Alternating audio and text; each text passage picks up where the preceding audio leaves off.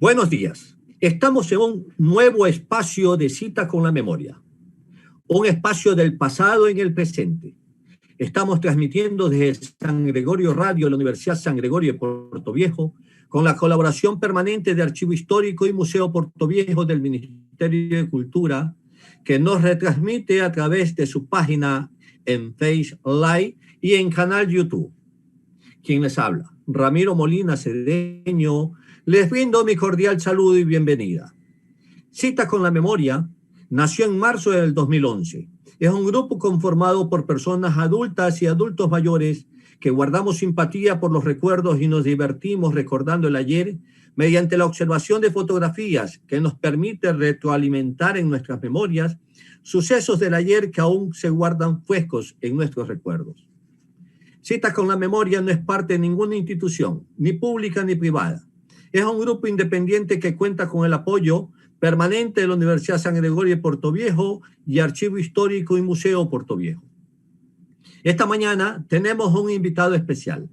Se trata del maestro José Elías Sánchez Ramos, un reconocido personaje manabita, amante de toda historia que tenga relación con su ciudad, Manta, de su pasado histórico, de su época aborigen, de su gente, esa gente que representa parte de su identidad cultural, un apasionado de la cultura en general de Manabí, profesor universitario que entregó años de vida a la formación de profesionales en la ULIAN. Es uno de los personajes que ha generado y sigue generando quehacer y actividad cultural. Participa activamente en todo aquello que tenga que ver con la gestión y el desarrollo cultural. Es un alto exponente de la cultura chola, de la que forma parte y se siente orgulloso de ser parte de ese mundo cultural ancestral. Un grupo social que está en este momento en el proceso de su reconocimiento como pueblo cholo. José Elías, bienvenido a Cita con la Memoria. Te dejo ante el público que nos escucha. Gracias, Ramiro. Buenos días a todos. Demasiada introducción, Ramiro. Soy simplemente un hombre sencillo, orgulloso de ser su amigo, admirador y lector de sus obras. Soy un manabita de esta provincia Chola Mantuvia. Sí, es cierto, me siento orgulloso de mis raíces, de los recuerdos de mis abuelos, de mi madre de los Bajos, de ese Montecristi que siempre añoramos y de esta ciudad. Yo nací como en el mar, frente al mar. Me cuentan, parece leyenda, que cuando nací la partera, al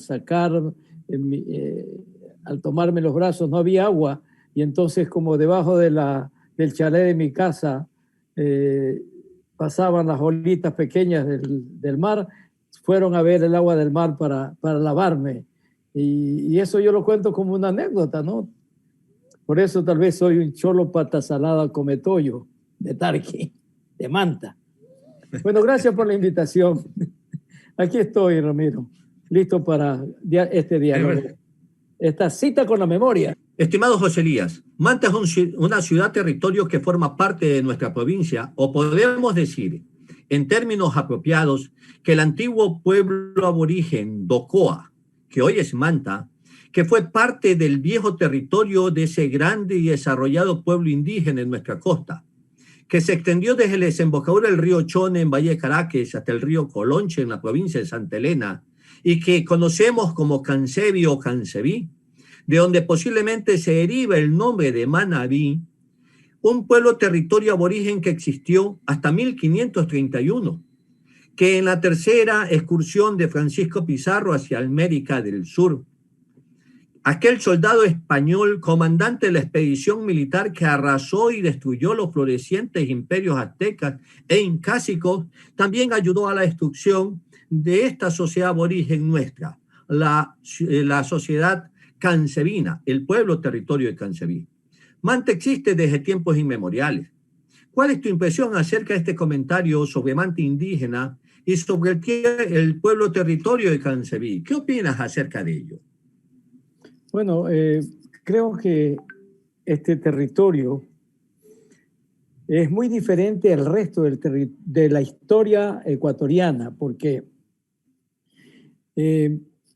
yo parto de un hecho de que la historia oficial le ha dado mucho énfasis, interesante porque Quito está en la cordillera, está en los Andes, y el origen del Ecuador parece ser que fuera exclusivamente andino, y se obvia, se desconoce el asunto de los pueblos de la costa.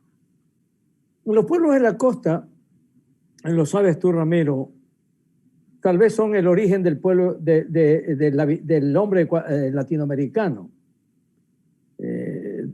Estamos hablando de la cultura de Las Vegas, luego de la cultura Valdivia, hasta llegar a la última cultura, el encuentro con los españoles, la cultura manteña en este territorio de Cansebi o Cansebí. Y entonces, los pueblos de la costa son aquellos que reciben al español y el español destruye sus ciudades, su cultura. Y a pesar de esa destrucción, yo contemplo que no hubo un sometimiento tan duro como el que tuvieron los indígenas de los Andes, de la sierra. Y los indígenas que no sucumbieron ante el embate español, que no murieron por las pestes, huyeron a los montes y luego retornaron como pueblos dentro de la colonia a hacer sus propias connotaciones, sus ciudades, sus pueblos. Y ellos conservan las costumbres, su modo de ser de los pueblos ancestrales. Por eso es que Manabí, la gran porción de Manabí centro-sur, está muy identificada con estos pueblos que durante la colonia son denominados cholos de manera despectiva, pero que logran conservar su manera de ser, porque tienen una forma de ser, empezando por su fisonomía, por sus actividades económicas, por sus creencias religiosas, por su espiritualidad, y esta forma de ser que los hizo a lo mejor tan independientes que les permitió sobrevivir. El hombre de esta región no sucumbió ante el embate español. Fue sometido en algunos asuntos como por ejemplo en la lengua, se perdió la lengua nativa, pero el indígena de esta región, de la zona de la cultura cansebina, era un comerciante, navegante, era un industrioso, un emprendedor. Y como era un comerciante, navegante, viajaba a todos los otros pueblos y para poder comerciar y entenderse, debía entender las lenguas. Entonces tenía las condiciones de políglotas. Eran capaces de aprender muy rápidamente las otras lenguas. Tú sabes que los navegantes manteños desde Chile hasta México mantuvieron un comercio activo por el mar con sus balsas manteñas. Esta condición de aprender muy rápidamente los idiomas fue lo que Bartolomé Ruiz observó en los 3 indígenas que rescató de la balsa manteña que encontró. Y uno de ellos fue el Felipillo, que tradujo a Pizarro frente a Atahualpa, porque tenían la capacidad rápidamente de aprender los idiomas. Entonces, cuando estos pueblos son sojuzgados, sometidos, pero no esclavizados por los españoles, ellos al perder su lengua se apropiaron de la lengua española, se apropiaron de la forma de vestir, se apropiaron de la forma de comerciar, se apropiaron hasta religión y hicieron su propia religión sincrética. La fiesta de San Pedro y San Pablo es una demostración de esa transformación de la religiosidad católica con la religiosidad local. Llevar unos santos, caminar, tocar, emborracharse, festejarse pedir perdón, volver otra vez a sus actividades. Indudablemente que no, la iglesia no lo percibe, pero ellos sí, y se sienten felices de su fiesta de San Pedro y San Pablo, declarada Patrimonio Cultural Inmaterial del Ecuador.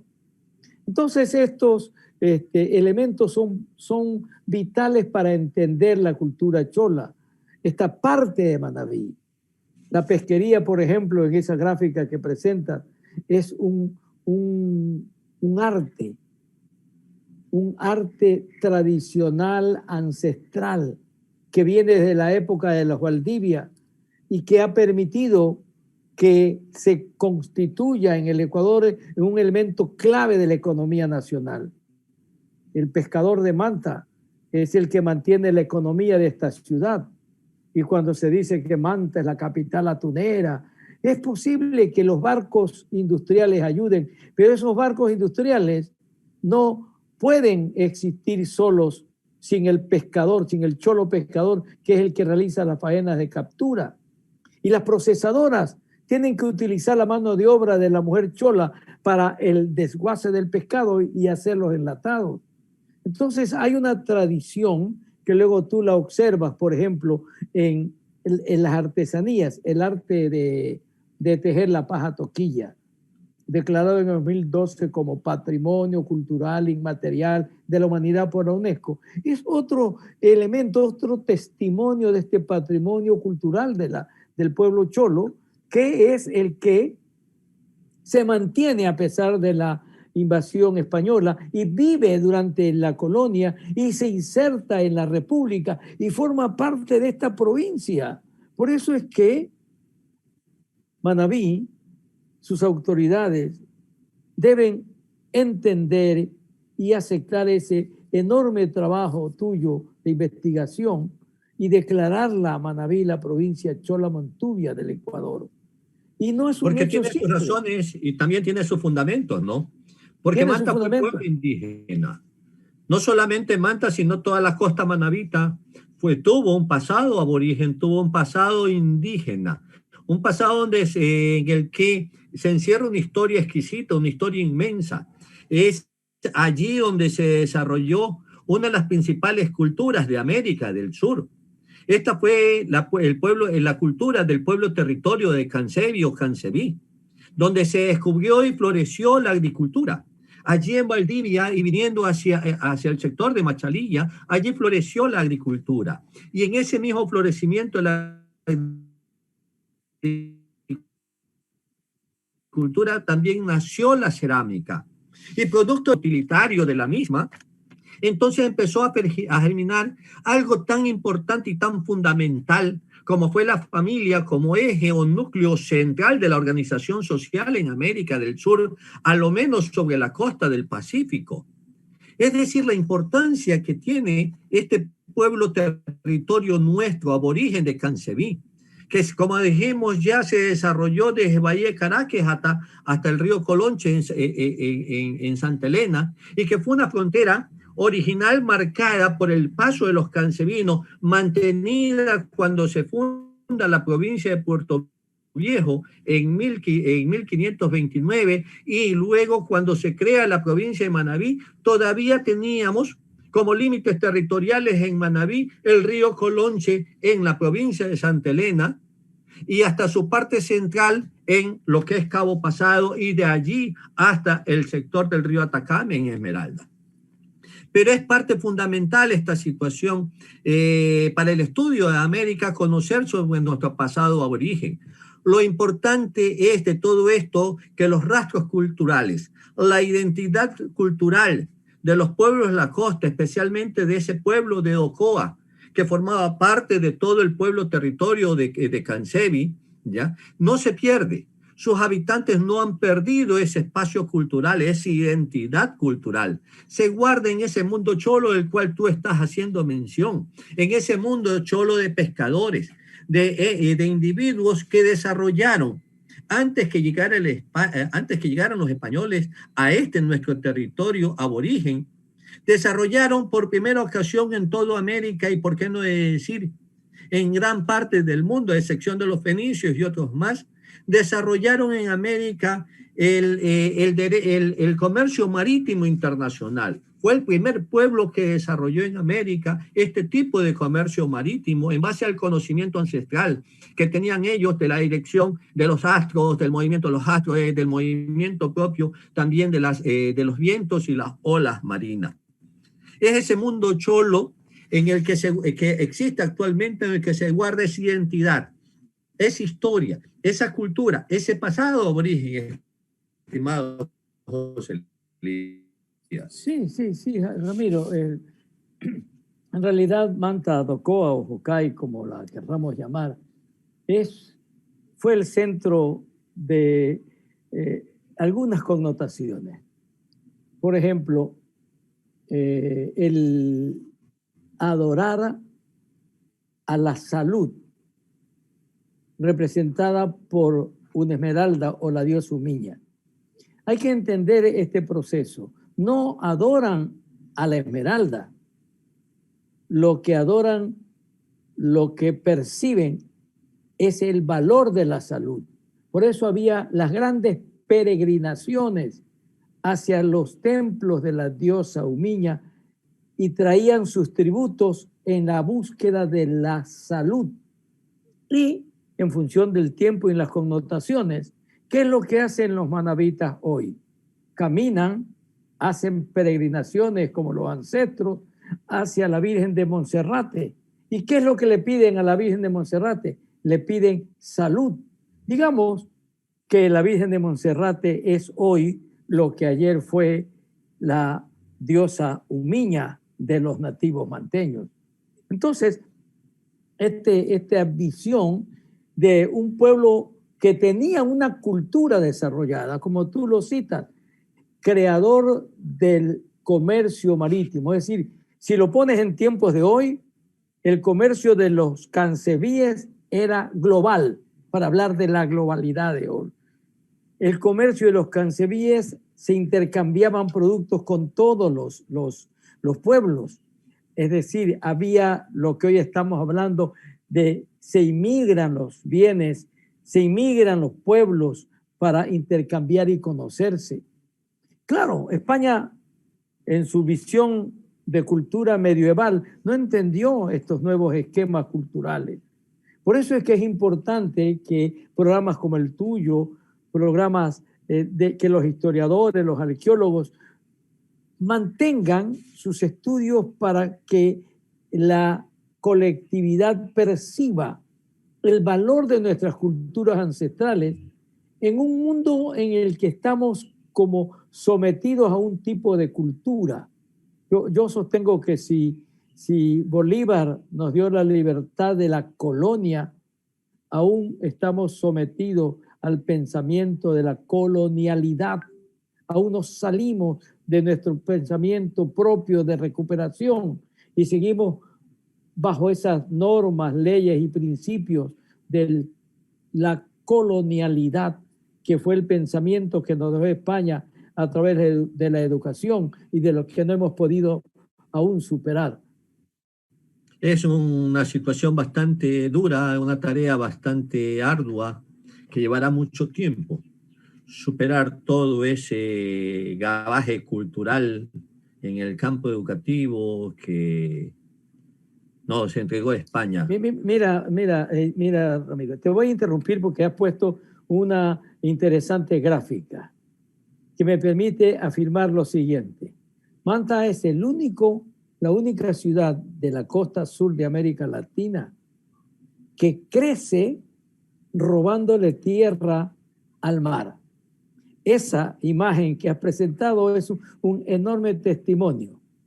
El agua que observamos es lo que hoy llamamos el malecón de Manta. Así es. Ahí está ese edificio que aún existe, la Casa Rosada. Al fondo está el mercado y esas bajantes que se ven son las bajantes por donde bajaban los carros y los estibadores cargando los sacos de tagua o de productos que tenían que embarcarse en las lanchas y estas llevaban a las naves del exterior que llegaban a llevarse los productos. Pero esta es lo que quería afirmar, ¿no? Manta es una ciudad que ha crecido y sigue creciendo, robándole tierra al mar. Y esa es una acción permanente que se ha hecho en Manta. Estuve viendo denuncias. Es una de las pocas ciudades en América del Sur donde se da esta situación de robarle tierras al mar, de robarle espacios al mar, de echar el agua un poquito más allá con el fin de ganar más terreno en su malecón. Pero entremos ya entonces a estos tiempos actuales, a los tiempos mucho más cercanos a nuestras historias. A raíz de la presencia de España, Manta se convirtió en una caleta de pescadores, como lo pudimos apreciar en la imagen anterior. Manta siempre fue un espacio para la pesca. Manta siempre tuvo ese privilegio. Fue un pueblo Manta, que se reactivó desde 1565, en que de las 14 familias que habían y existían en la ciudad de Puerto Viejo, 7 de ellas decidieron migrar hacia el sector de Manta, volviendo Manta a existir, pero esta ocasión ya como un pueblo, como una caleta o caserío, de gente que ya estaba en un proceso de cambio de identidades. Ellos llegan a conformar nuevamente o a reactivar ese espacio o sitio que vuelve y que sería actualmente lo que es Manta. Esta situación se mantuvo durante muchos siglos. Manta fue primeramente un sitio, una caleta, luego fue parroquia de Montecristi hasta su cantonización en 1922. Una cantonización que se dio producto de la gestión, producto del trabajo, producto de la unidad de muchos mantenses y de muchos manavitas en general. Porque existían personas que, sin ser de Manta propiamente, coadyuvaron y trabajaron en beneficio de su cantonización. ¿Tú tienes alguna historia sobre esto? Y también familiares tuyos que participaron anteriormente en esa cantonización, José Elías. Bueno, mira, no saques esa gráfica que está allí y me va a permitir reafirmar lo que tú dices. Cuando en ese espacio, esa gran bahía, porque estamos contemplando la ensenada de Manta, es donde se desarrolla la caleta de los nativos. Esta es la desembocadura del río Manta. Es la antigua desembocadura del río Manta. En este momento, en este espacio, está el edificio de CENEL, otros edificios que están allí, la Avenida de la Cultura, pero esto también fue transformado con las obras portuarias cuando se amplía y se construye el malecón. Pero es interesante para lo que voy a decir. Tú lo has descrito muy bien. De una caleta de pescadores se va transformando en un fondeadero, llamémoslo así, a donde a donde llegan los buques españoles que hacen el crucero de Lima a Panamá o de Panamá a Lima. Y obligados por la distancia tienen que recalar en Manta para habituarse, llevarse comida, vituallas, arreglarse, etc. Y cuando llegan allí, ellos necesitan ser abastecidos. Y son los nativos los que hacen esa tarea. Y cuando esos nativos hacen esa tarea, reciben una paga. Y son los españoles que vienen de Lima los que los llaman cholos, porque en el Perú el cholo era el vasallo, la persona que sirve a otro. Y entonces los llaman cholos porque ellos son los que les llevan el agua, hacen grandes abastecimientos de comida. Y esta caleta de pescadores convertida en fondeadero va poco a poco convirtiéndose en un puertito pequeño, desde donde, cuando tú citas, van las familias de Puerto Viejo a habitarlo. Y te decía que mantengas eso, porque es interesante el crecimiento y la construcción de Manta.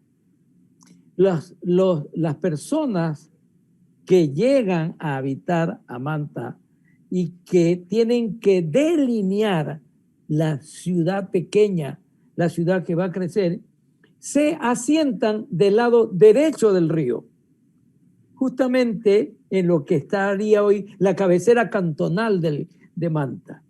Y en la parte izquierda del río, la ensenada sigue siendo habitada por los pescadores, por los cholos pescadores. Aparentemente esta división surge por el hecho de que la zona derecha es más alta para las mareas. Y en la ensenada, cuando hay los grandes aguajes, el mar entra mucho. Entonces, en la parte donde hoy es Manta, como era más alta, allí se asientan las casas, las oficinas comerciales y se empieza a dinamizar el comercio. Entonces, este fondeadero que empieza a adquirir importancia porque los nativos son los arrieros que van a transportar todo lo que se va a exportar. Y entra el valor del sombrero. El sombrero durante la colonia hasta la independencia es un elemento fundamental de exportación. Y las grandes casas de elaboración del sombrero que están en Montecristi construyen sus oficinas de exportación en Manta. Por eso es que Manta se convierte en una parroquia de Montecristi. Cuando ya el Estado, la República del Ecuador en 1830, ya necesita tener a Montecristi, la declararon parte de Manabí en 1824, y cuando ya la República existe, se elimina el departamentalismo y viene el provincialismo, y entonces Montecristi es reconocida como tal con una de sus parroquias, que es Manta. Entonces, ese puerto durante la época de Montecristi, ciudad señorial, ese pequeño puerto va creciendo, ¿no?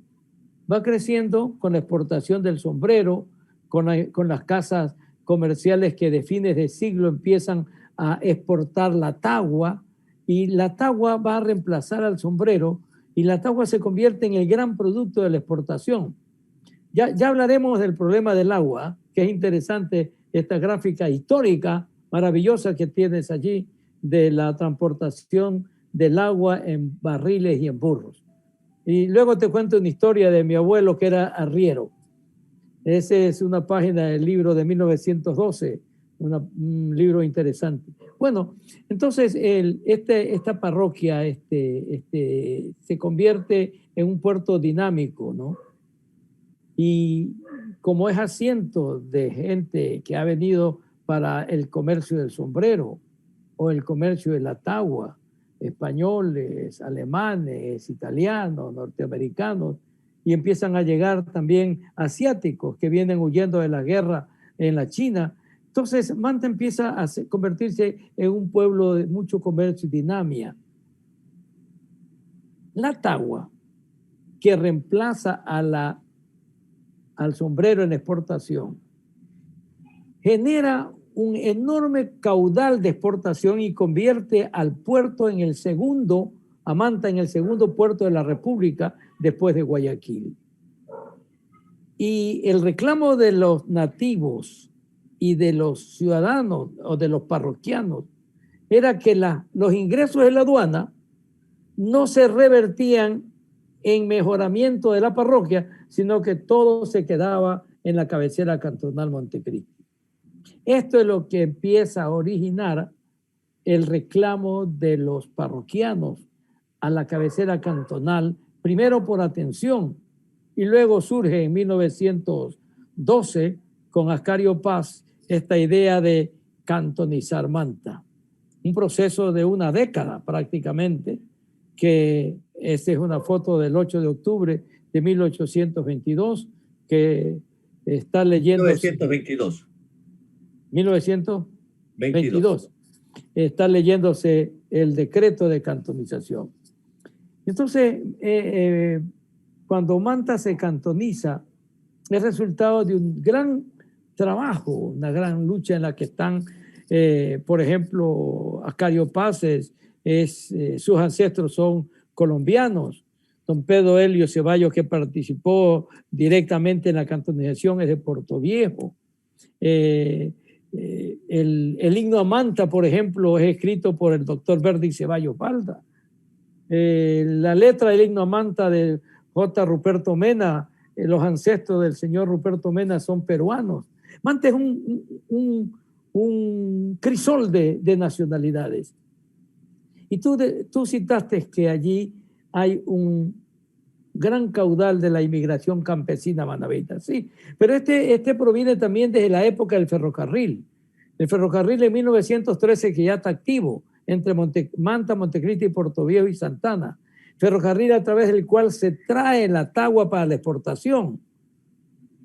Casatagua al final. Y entonces a través de este ferrocarril también van llegando santanenses, portovejenses, montecristenses, que se asientan en el sector de la Ensenada, o sea, lo que en 1929 declaran como parroquia Tarqui.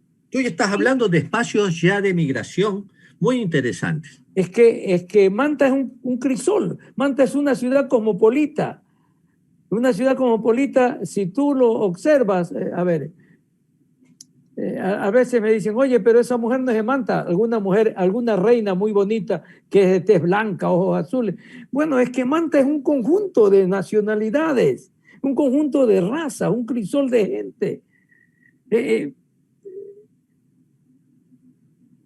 Te voy a citar un caso. Si yo voy a Portoviejo y me encuentro contigo en una fiesta y están con todos tus amigos, todos en los manabitas hablan de sus ancestros, de sus raíces, porque son conocidos, han crecido.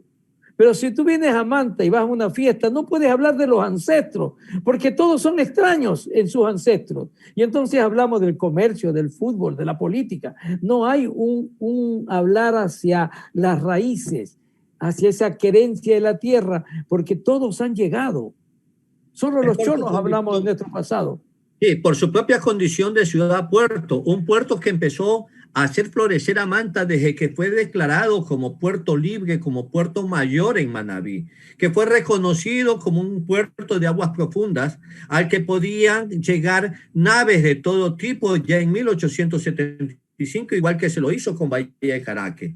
Pero antes de eso, el desarrollo del puerto había estado frenado por los intereses de una oligarquía comercial guayaquileña que con el pretexto de combatir el contrabando en todo este amplísimo territorio costero, playero, de que era lo que representaba la costa manabita y la costa esmeraldeña, centralizaban todo hacia el sector playero de playas de Guayaquil.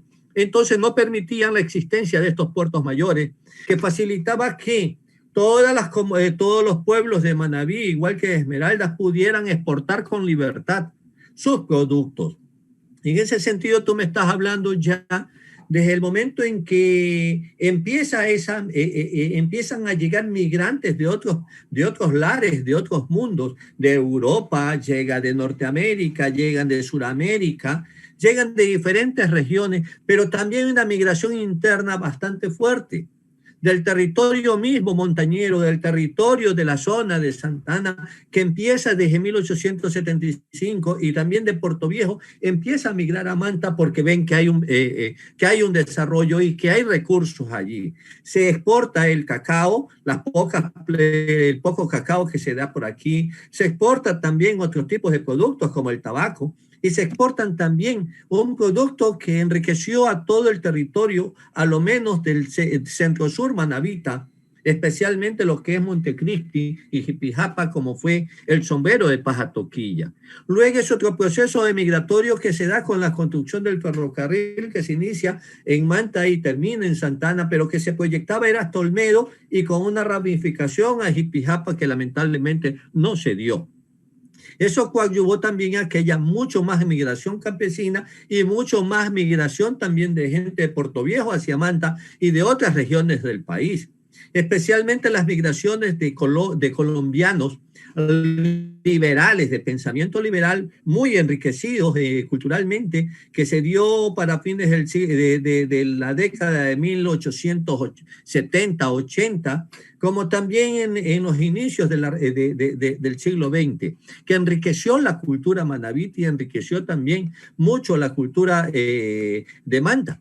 Pero también encontramos otro tipo de migración bastante fuerte, bastante elevado, que se da a partir del paro de 1956, que permitió la construcción de las obras portuarias que se empezaron a construir e inaugurar desde 1968, en que casi la población campesina de 24 de Mayo y de Santa Ana y una buena parte de ciudadanos de Puerto Viejo se movilizaron y fueron a radicar a Manta.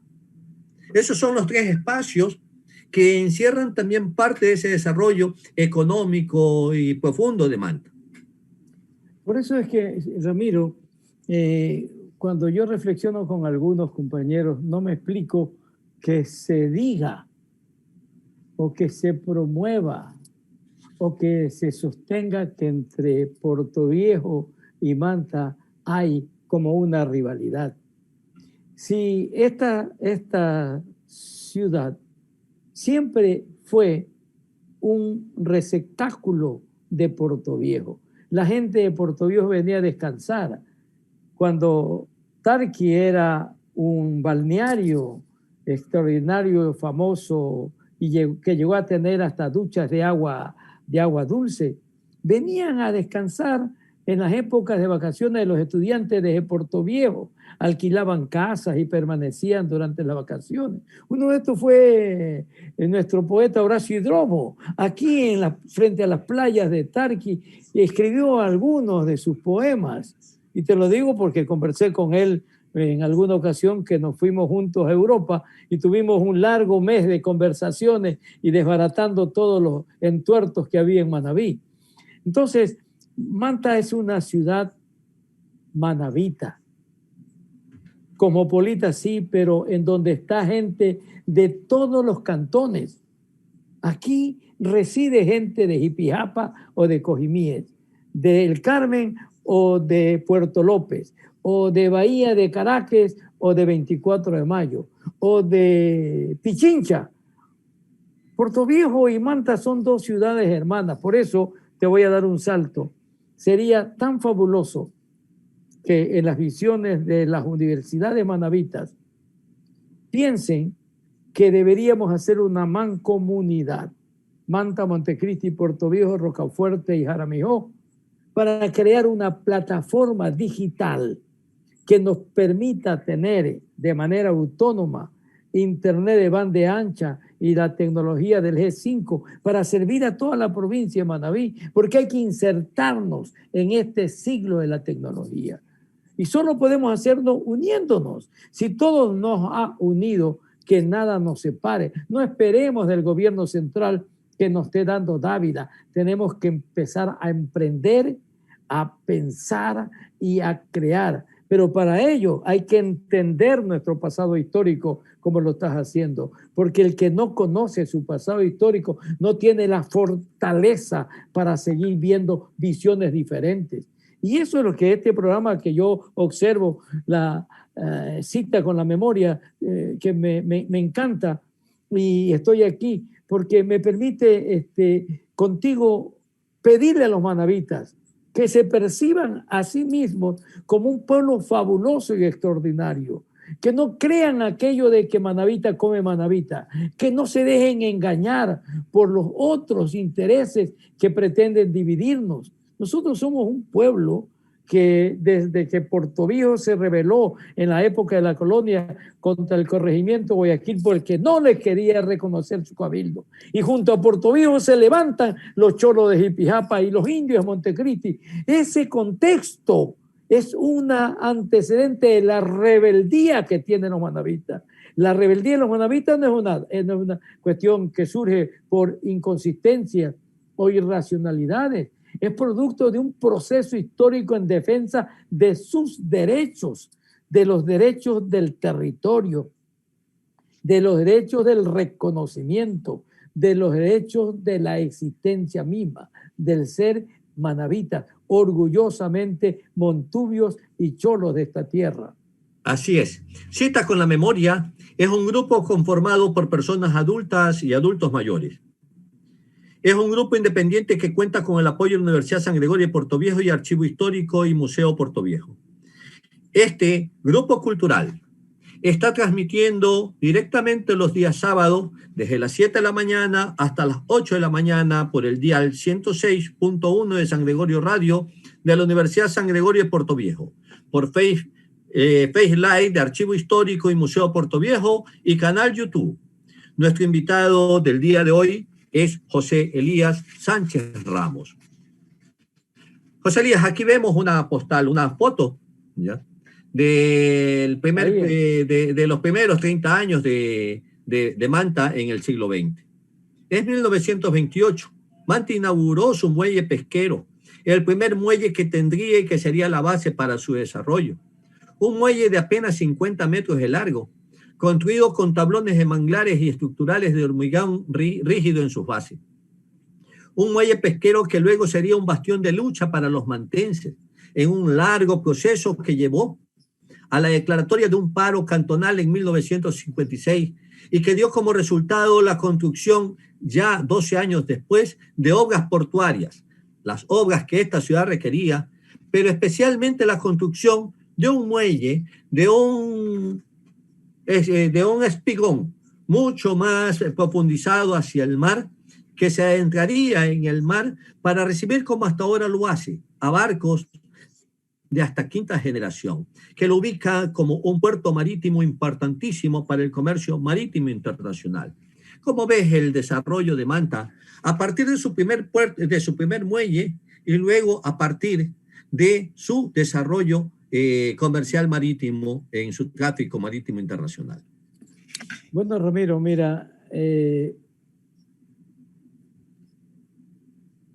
el muelle al que hace referencia, que es un gran logro de los mantenses, es también el resultado de la organización y creación de la Cámara de Comercio de Manta.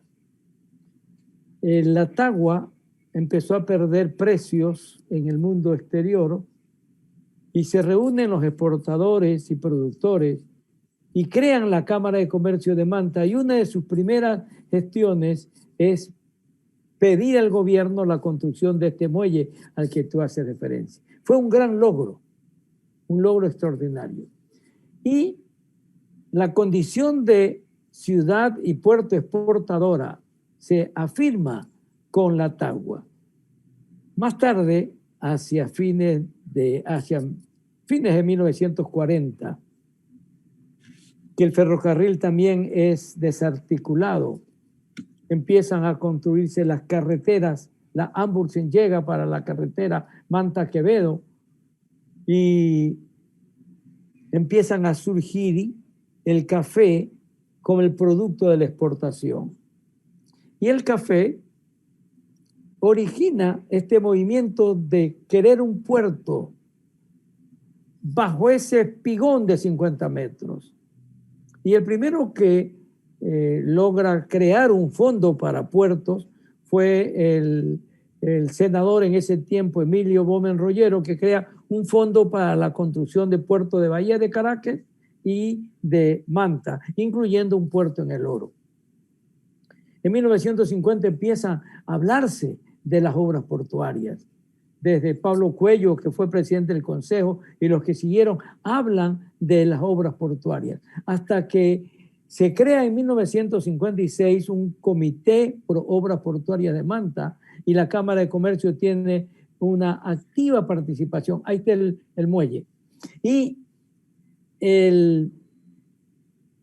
este proceso llega hasta 1958, 59, en que el pueblo se levanta porque los intereses guayaquileños, y hay que citarlos, Guayaquil siempre ha visto a Manta como un rival portuario, porque Manta es un puerto abierto y Guayaquil es un puerto de ría.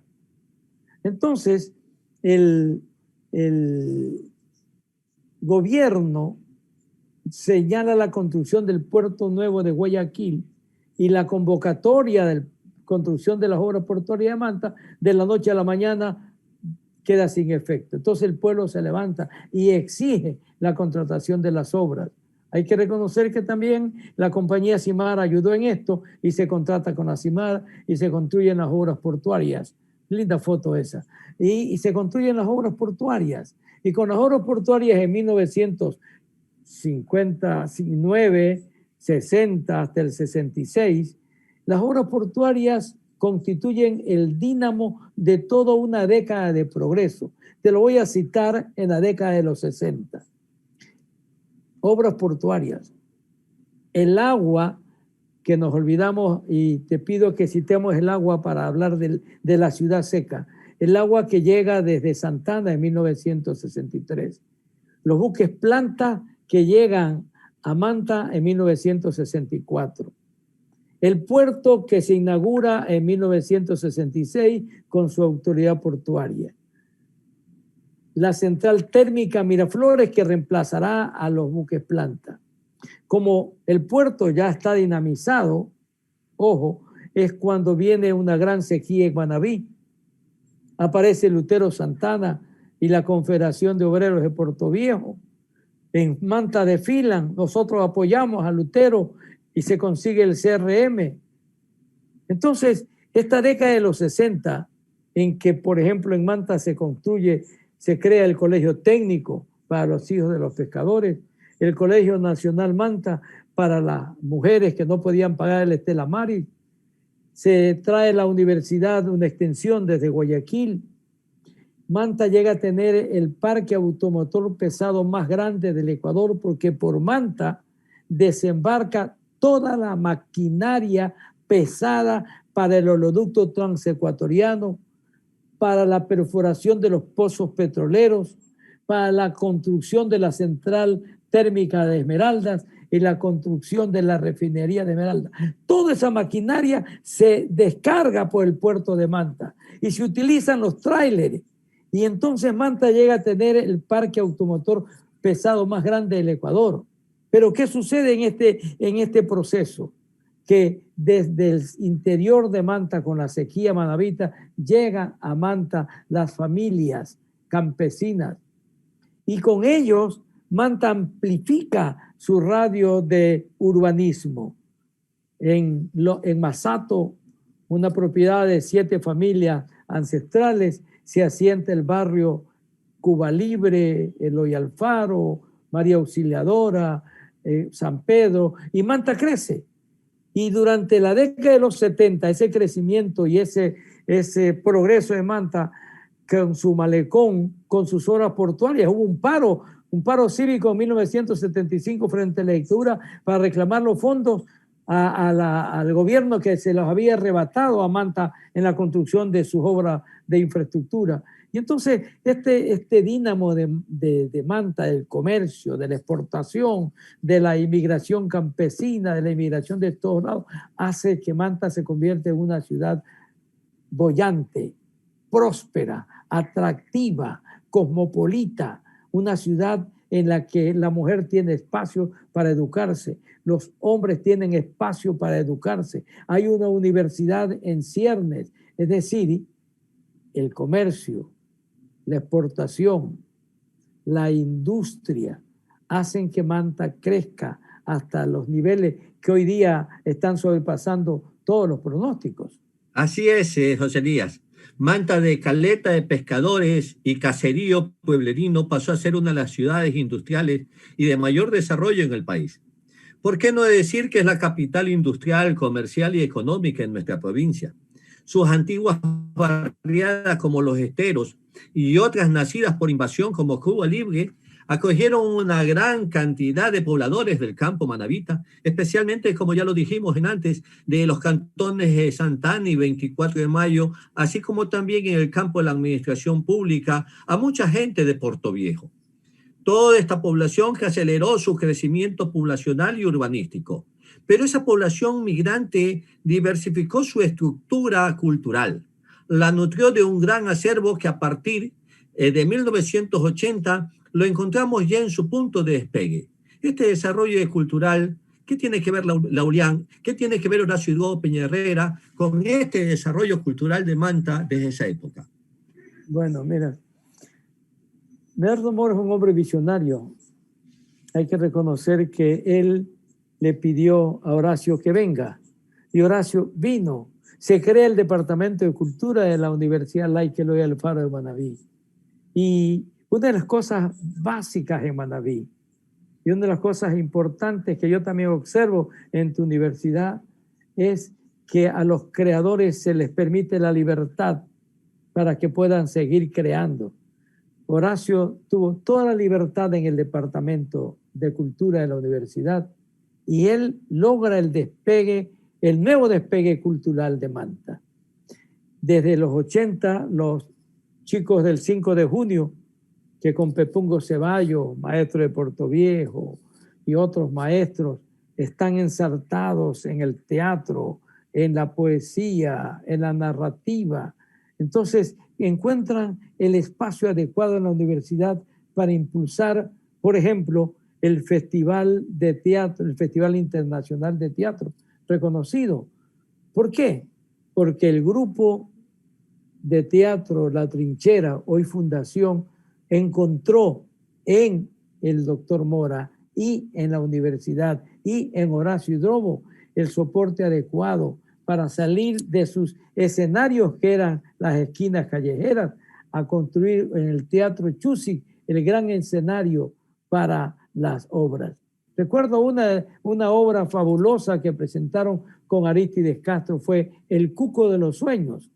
Una obra maravillosa que ya no la han vuelto a pasar, en donde se recoge toda la metodología de la cultura manabita, desde la mandinga, el tío conejo, el tío tigre, toda una visión de nuestros arraigos culturales y que luego en esta tradición del amor fino hace que Manabí sea única y diferente. Pero también aparece la danza. Y en la danza hay otro espacio fabuloso donde hoy en día Manta es un escenario internacional de danza. Al teatro, la narrativa, porque hay, mire por ejemplo, este poeta Pedro Gil, es un poeta, a pesar de que él lo califican de muchas maneras, es un poeta fabuloso en su creatividad, reconocido nacional e internacionalmente. Y es resultado del Departamento de Cultura de la Universidad de Manta. Es hijo poético de Horacio Hidrobo. Y Horacio Hidrobo trajo hasta Manta y Manabí conciertos, reuniones internacionales de poetas. Luego, el apoyo que le dio la universidad a la música. Manta tiene grandes directores corales, grandes maestros que fueron creados en su facultad, en su escuela, en su departamento de cultura. Es decir, las artes, poesía, teatro, danza, música, narrativa. Encontró el escenario adecuado y se puede decir que Manta tiene un gran espacio y un gran número de jóvenes poetas. Y en esto nos debemos entender que Horacio trajo desde Portoviejo esa visión con la que creó el festival de Portoviejo, el festival del Colegio Olmedo. Y por eso es que yo sostengo, si Portoviejo y Manta tenemos una vinculación espiritual, literaria, cultural, económica, de gente que vamos y venimos, nosotros debemos convertirnos en una mancomunidad global para que el mundo entienda que América Latina puede desde esta mancomunidad sentirse representada.